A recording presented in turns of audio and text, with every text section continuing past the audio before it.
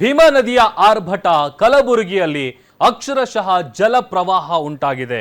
ಜಿಲ್ಲೆಯ ಹಲವೆಡೆ ಸೇತುವೆಗಳು ಮುಳುಗಡೆಯಾಗಿದ್ದು ವಾಹನ ಸವಾರರು ಪರದಾಡ್ತಾ ಇದ್ದಾರೆ. ಕಟ್ಟಿ ಸಾಂಗವಿ ಸೇತುವೆ ಮುಳುಗಡೆ, ಎನ್ಎಚ್ ಬಂದ್ ಆಗಿದೆ.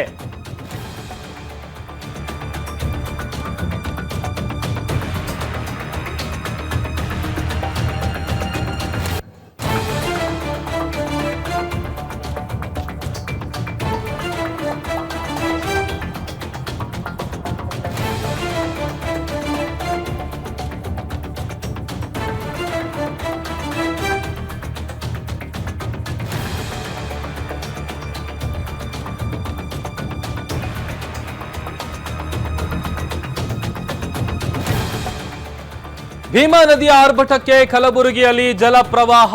ಜಿಲ್ಲೆಯ ಹಲವೆಡೆ ಸೇತುವೆಗಳು ಮುಳುಗಡೆಯಾಗಿದೆ. ಕಟ್ಟಿ ಸಾಂಗವಿ ಸೇತುವೆ ಮುಳುಗಡೆಗೆ ನ್ಯಾಷನಲ್ ಹೈವೇ ಬಂದ್ ಆಗಿದೆ. ಬೀದರ್ ಶ್ರೀರಂಗಪಟ್ಟಣ ರಾಷ್ಟ್ರೀಯ ಹೆದ್ದಾರಿ ಬಂದ್ ಆಗಿದ್ದು ಆ ಭಾಗದಲ್ಲಿ ಓಡಾಡುವಂತಹ ವಾಹನ ಸವಾರರು ಪರದಾಡ್ತಾ ಇದ್ದಾರೆ. ಕೋಡಿ ದರ್ಗಾದ ಬಳಿ ರಸ್ತೆಯಲ್ಲಿ ಸಾಲಗಟ್ಟಿ ಲಾರಿಗಳು ನಿಂತ್ಕೊಂಡಿದೆ.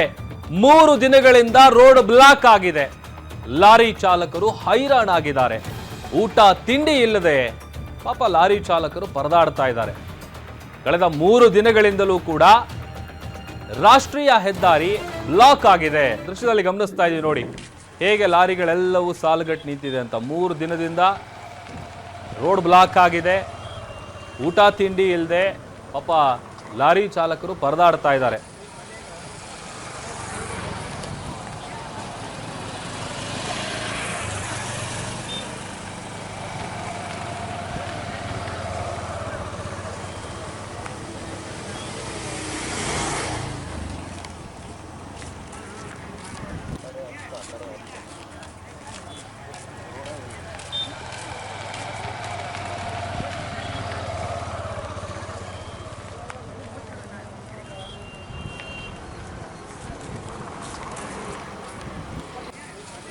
ನೋಡಿ, ಕಟ್ಟಿ ಸಾಂಗವಿ ಸೇತುವೆ ಏನಿದೆ, ಆ ಸೇತುವೆ ಕಂಪ್ಲೀಟ್ ಆಗಿ ಮುಳುಗಡೆ ಆಗಿರುವಂತ ಕಾರಣಕ್ಕಾಗಿ ನ್ಯಾಷನಲ್ ಹೈವೇ ಬಂದ್ ಆಗಿದೆ.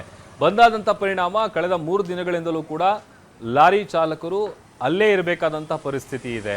ಆಮೇಲೆ ಊಟ ತಿಂಡಿ ಇಲ್ಲ.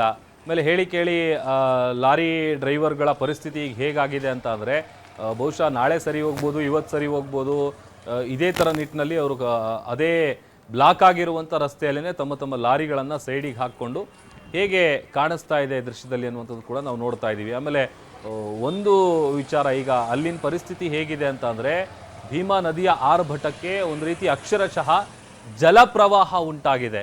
ಜಿಲ್ಲೆಯ ಹಲವು ಕಡೆ ಸೇತುವೆಗಳು ಮುಳುಗಡೆಗೊಂಡಿದ್ದು ಈಗ ರಸ್ತೆ ಬ್ಲಾಕ್ ಆಗಿರುವಂಥ ಕಾರಣಕ್ಕಾಗಿ ರಾಷ್ಟ್ರೀಯ ಹೆದ್ದಾರಿಯಲ್ಲಿ ಲಾರಿಗಳು ಸಾಲುಗಟ್ಟಿ ನಿಂತಿವೆ. ಲಾರಿ ಚಾಲಕರು ಪರದಾಡ್ತಾ ಇದ್ದಾರೆ 3 ದಿನಗಳಿಂದ.